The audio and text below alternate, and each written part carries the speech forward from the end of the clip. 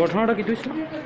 ঘটনাটা ঘটনা থেকে ওই তোমার ভ্যাকসিনের ডিউটি করে গিয়া পিছনে ব্যাগ লাগাই দিচ্ছে। কোন জায়গাতে হয়েছে? আনতুলি এই মিটিং থেকে যাওয়ার পরে? আর গাড়িতে আর কে কে আসলো?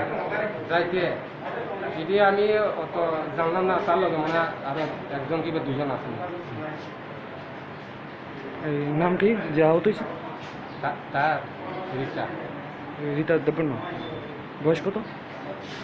বয়স তো 40। কি আশা কর্মী? আশা কর্মী। আচ্ছা আচ্ছা।